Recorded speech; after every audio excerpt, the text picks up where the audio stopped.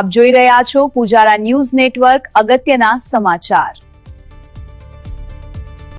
Jafrabad marine police સ્ટેશનનું વાર્ષિક inspection રાખવામાં આવેલ હતું, જે ઇન્સ્પેક્શન દરમિયાન છેલ્લા એક વર્ષ દરમિયાન જાફરાબાદ મરીન પોલીસ સ્ટેશનની જે કામગીરી કરેલ છે તે કામગીરીને અવલોકન પણ કરવામાં આવેલ છે। સાથે સાથે વિસ્તારના સરપંચશ્રી અને અન્ય આગેવાનો સાથે મુલાકાત પણ કરવામાં આવેલ છે।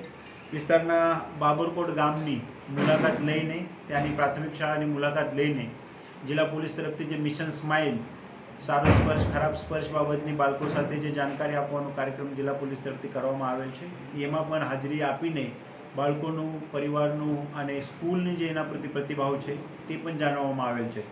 સાથે સાથે જિલ્લાના જે આપણે પ્રોજેક્ટ ઈગલ આઈ હેઠળ દરેક ગામમાં સીસીટીવી લગાડવાની કામગીરી ચાલે છે, તે હેઠળ જાફરાબાદ મરીન પોલીસ સ્ટેશનના 7માંથી 6 ગામમાં સીસીટીવી લગાવવાની કામગીરી સંપૂર્ણ થયેલી છે અને તે બાબતે 6 ગામના સરપંચોને પણ અત્રેથી એક સન્માનપત્ર આપવામાં આવેલ છે।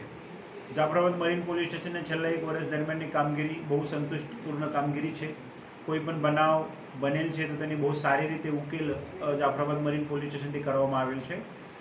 ઇન્સ્પેક્શનના અભિગમમાં જે જાફરાબાદ પોલીસ સ્ટેશનમાં છેલ્લા 4 મહિના દરમિયાન અરજદારે અરજી આપેલી છે અને આમાં અમુક અરજી નક્કી કરીને આશરે 16 જેટલા અરજદારને આજે અમે રૂબરૂ મળ્યા। આ અરજદારનું શું રજૂઆત હતી જિલ્લા પોલીસ તરફથી, જાફરાબાદ પોલીસ તરફથી, તેના ઉપર શું કાર્યવાહી કરવામાં આવેલ છે, તે કાર્યવાહી બાબતે અરજદાર સંતુષ્ટ છે કે કેમ। અમુક અરજદારે જિલ્લા પોલીસની કરેલ કામગીરીને વખાણી પણ કરેલ છે, અમુકમાં અરજદાર તરફથી અન્ય કામગીરી કરવાની જરૂરત હતી, બીજી કઈ વસ્તુ કરવાની જરૂર હતી, એવું પણ અમારે ધ્યાને મૂકેલું છે।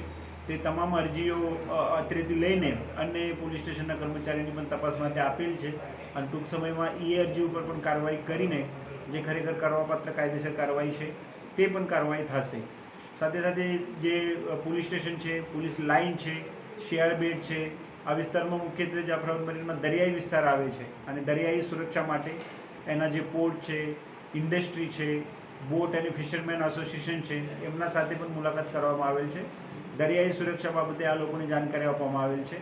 હાલ જે ફિશિંગ સિઝન છે બંધ છે, પણ આવનાર 5 તારીખથી ફિશિંગ સિઝન પણ ચાલુ થવાનું છે, તે બાબતે પણ પોલીસ સ્ટેશનના કર્મચારી અને એના આગેવાનો સાથે ચર્ચા વિરમર્શ પણ કરવામાં આવેલ છે।